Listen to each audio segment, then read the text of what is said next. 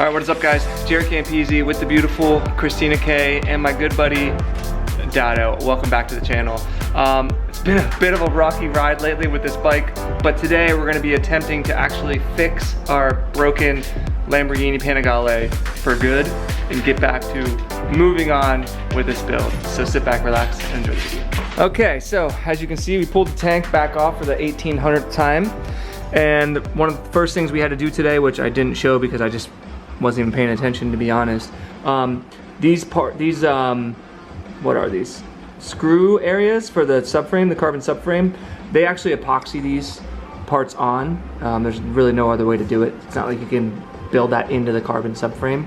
And one of these actually came off. So Dado mixed up some crazy epoxy in his chemical lab and put it back on. As you can see, it's only been about, I don't know, 10 minutes, but it seems to be good to go.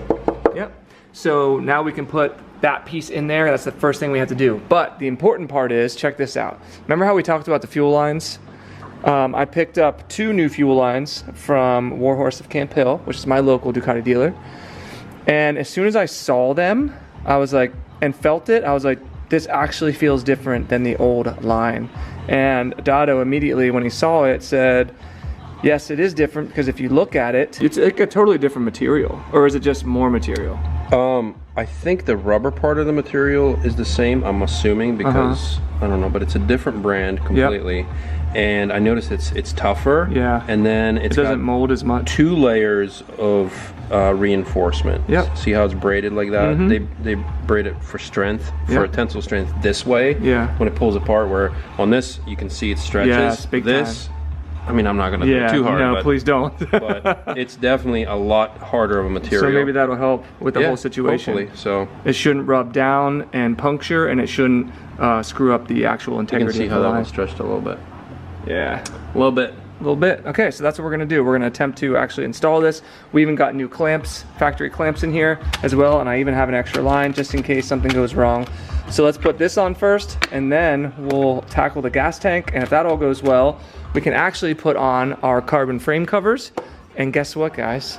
Then we can start putting the bike back together. You know what we didn't do? A lot of people get very sad about this. We didn't cheers the fans. You're right. Jaret has not been filming crap.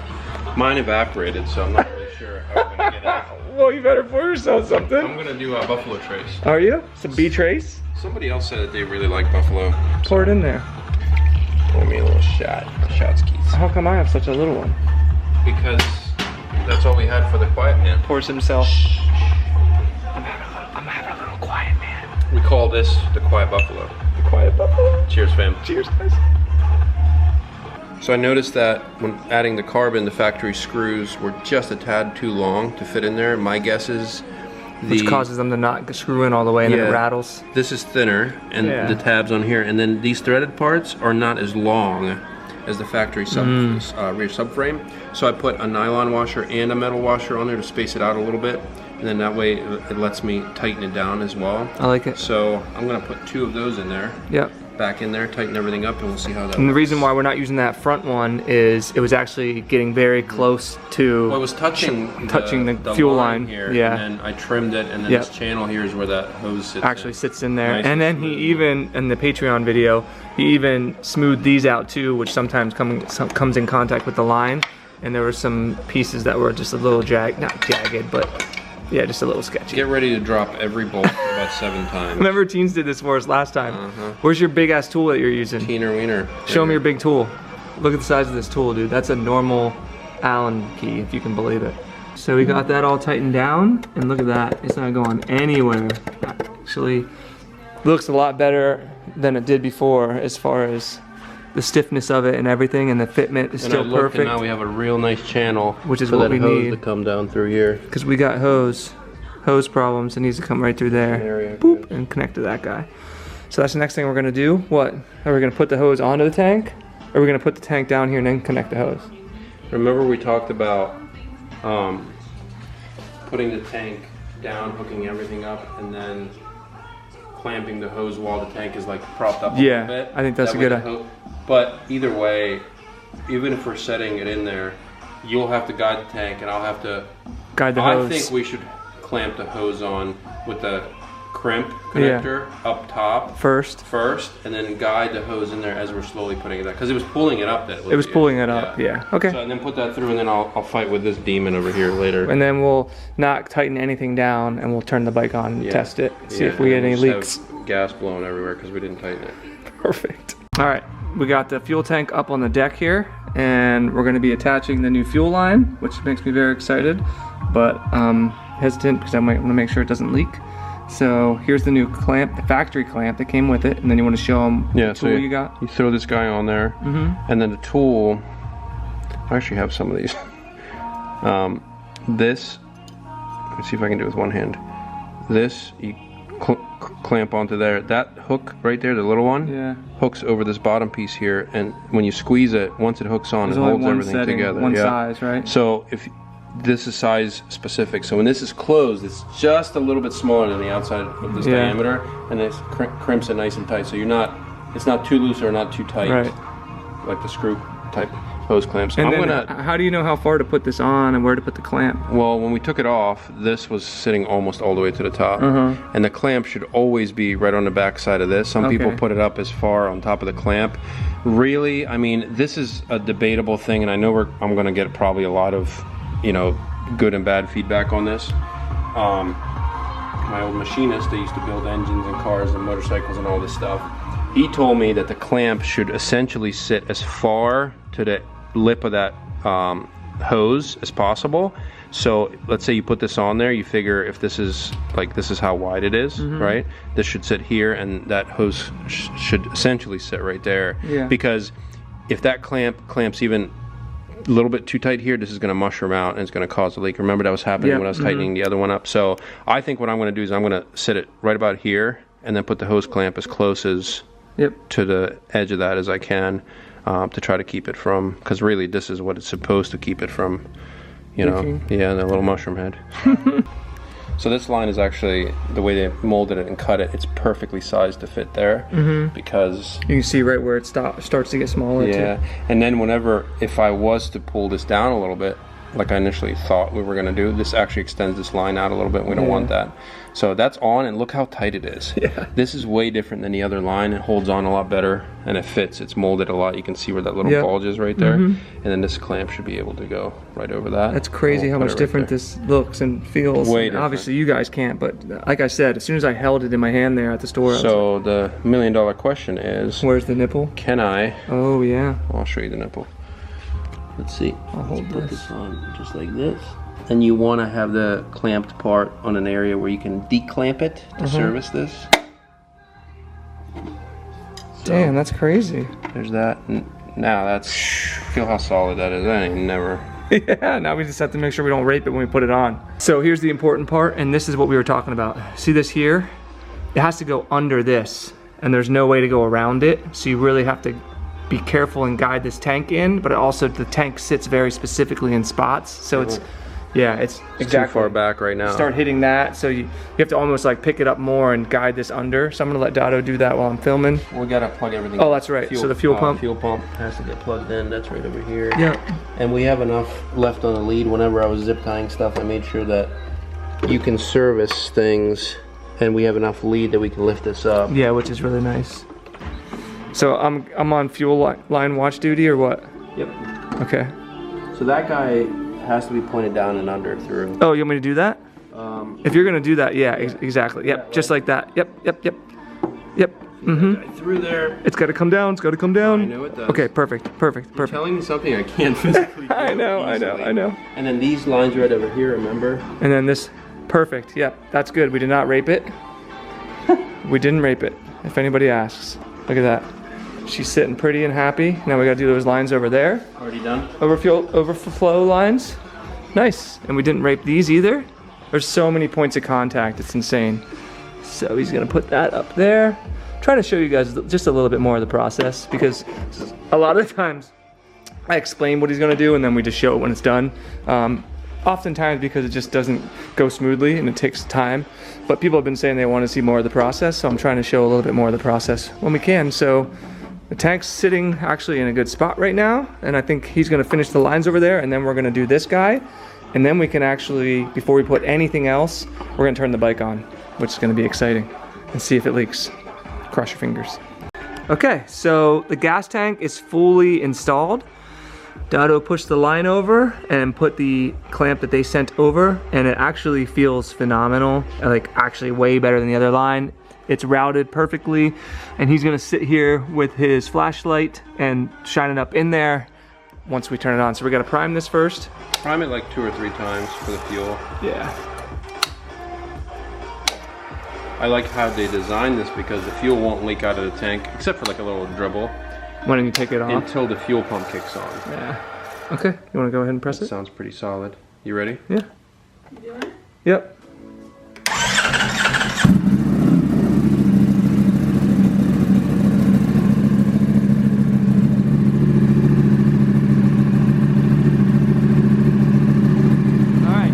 Let Dado look up in there. We'll let it run for a little bit, and hopefully it's not leaking. All right, folks, good news. We have no leaks, at least not so far. But Dado said when he was putting this on, it's literally a night and day difference from the other one. So great job, Ducati. Finally, hopefully fixing that fuel line issue. And now we can move on to putting the rest of the bolts in the tank, actually fully installing it. We can put the tank cover on, and then we're gonna do these carbon side frame covers. And that'll probably be it for today. Makes me very happy though. Very, very happy. All right, putting the tank back together, well, putting all the bolts in the tank. For the most part, everything went smoothly, but then we ran into another issue. This is like the seat bracket, basically. And if you see, it's really not even close to lining up. So Dado is gonna put a pry bar in there. Very lightly. Very lightly try and pry on it just enough so we can get a little bit of space. See that? Yep, that works. So that'll move the tank a little bit, but it'll also spread the carbon, because what happens is, it doesn't matter how perfect the carbon is molded or whatever, it still moves and it's pliable. It's not super rigid. Heating and cooling will change that, moisture, everything else. Plus the combination of this specific fuel tank and this subframe on this bike. So and it's been sitting there for how long without any bracket on it? You want to do the honors and try to put one of these screws Yes, I will do it, but I'm not going to be able to hold the camera too. Lightly try to... Alright, I have to turn this off. Alright, with Dado stretching it and me stuffing the bolt in there, we got it. We tag teamed the tank and the subframe together. I told him, I'm like, this rear end is pretty tight now. Yes, it is. That's a tight rear end, a tight hiney. Just how we like it. All right, we're gonna tighten those down. And yes, this bushing here is pushing up against the thing a little bit, and we can't, there's no possible way to straighten it out. No. So I just put little washers on there. Yep. Doesn't really affect anything besides the fact that the bushing looks a little wonky, and it is. Doesn't fit in that bracket. It's all good. I'm just glad the tank is on and we're moving forward. We're making progress. All right, we set the seat on there. Obviously we have a seat cover, so it's not gonna be black and red, but it's starting to look pretty good. We still gotta put the tank cover on there too. Actually the tank cover attaches to the side fairings, so there's no point in putting that on there yet. The Tina Wieners is here, making an entrance in her long black my new dress. She also wears this to deliver UPS packages. But only after midnight. Yes. So side covers, carbon frame covers. Yep. That's gonna go right there like that. How dope is that? Yup. And we're gonna do that on each side. And the only part you're really gonna see is like from here down. So that will be covered. So there's one side, that's the left-hand side. And I do want to say thanks for everyone for all your support in the last video. We do appreciate it. I get frustrated about stuff. I'm a moose. But people, for some reason, enjoy watching us struggle. Yeah, I'm a moose. That's what I am. Oh, that looks cool. A big old man going to the masquerade. Uh-huh. That's what it looks like. There's the other side. Looks good. Yeah. It's gonna be beautiful. All right, so test fitting this. Put some tape on here to protect from that guy scratching it, even though you never really see it anyway. You have to pull this bolt out right here. It's this guy. And then this part comes down, and that's how you slide this down, and this is part of helping to hold this on there, but he's also gonna put double-sided tape, he said, here, right here, and probably a strip right here. So we're gonna clean both surfaces, pull it back off. Well, not in those orders. pull it off first, then clean both the surfaces. And then we can put on the double-sided tape and put them on. These are pretty simple when you have the bike apart, which is really nice when you have to take the whole side fairings off to do it. It's the little things that make me happy, but you ever try to tear paper and tear shitty? Mm-hmm. These ones are made to tear in little squares. I did not know that. So you don't waste it. Yeah, isn't that fucking cool? Wow. That is pretty cool. I like using that. It's totally like unrelated to what we're doing. What are you using for cleaning? Just some alcohol. Okay. Alcohol. Rubbing alcohol, baby. If you get all the oils off, that's basically what you want. Then you got to figure out where are the flattest areas of this. That was a little too much alcohol. That's what she said. Oh. You got to get as much oils off of the mating surfaces as possible because you don't want the stickiness to not be so sticky. Mm-hmm. So we're gonna clean this up. It's not too awful shabby.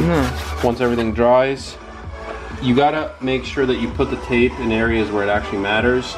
The flat surface here and a little bit here is gonna help keep it on. Remember, there's also this top piece up here. I like to put a piece on there because that's the only thing that really keeps it up at the top. Okay. So make sure you clean that. Just give it a little wipe down, a little bit in here. Let it air dry. I'll cut a couple of strips. We're running low on 3M since we use it for everything. We install like everything with this thing. So I'll cut a couple of strips. We'll attach it on there. Once that's on, I'll tighten this down, put this bowl in there, and I'll be that side. Go on to the other side. Okay, we're getting there. Look at all this carbon. Bike looks so badass. Scissors that I have. Jesus Christ.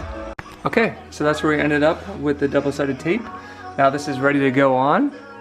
You guys are gonna watch it. Dry. Yeah.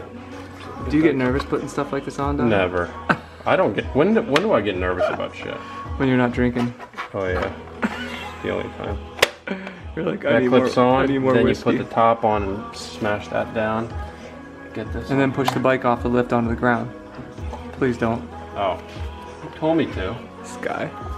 Okay, repeating the process on the other side. You can see the before, how it looks now. And then, well, you can already see the after. Look at that. It's starting to look pretty good. That's a lot of carbon, man. And it looks amazing with the painted parts. This bike is going to be absolutely disgusting when we're done. Jared, why do you put carbon on it? Alright, just cleaning it. We'll put this double-sided tape and we'll put this on, and then that'll be it for today. Alright. Right hand side frame cover is on. It looks incredible. The tank is on. It's fully installed. The bike is technically rideable, and I'm very happy. After 2 shit episodes, we had one that finally worked out, and that makes me very happy. What do you think? All the carbon looks incredible, huh? Wow. Doesn't that look amazing? That looks really good. Yep. So don't forget, you can be entered to win this bike. Patreon.com/Campisi Customs. It's always the first link in the description below. If you want to get parts for your motorcycles, motomillion.com. Use my code Campisi to save yourself some money. And if you want those spicy links, check out Tina Wieners in the comment section or in the description below. Also, Dotto made us some beautiful summer drinks since summer's coming to a close, and it's a perfect way to end the video. Dotskis, cheers to an episode that finally worked properly. Feels good. We got stuff installed. And we're moving on with the bike. I'm excited. I hope you guys are too. It starts, runs, and it doesn't leak. Not yet. Drink it's it. carbonated. Thank you guys. Oh, why? Cheers. It's good? It's phenomenal. I don't know, you should try it. No, what thank it is, you. but it's phenomenal. Teens, it's so good. No, thank you. So thank you guys so much for watching. If you enjoyed the video, give it a big old juicy thumbs up, subscribe for more, and we'll see you all in the next one.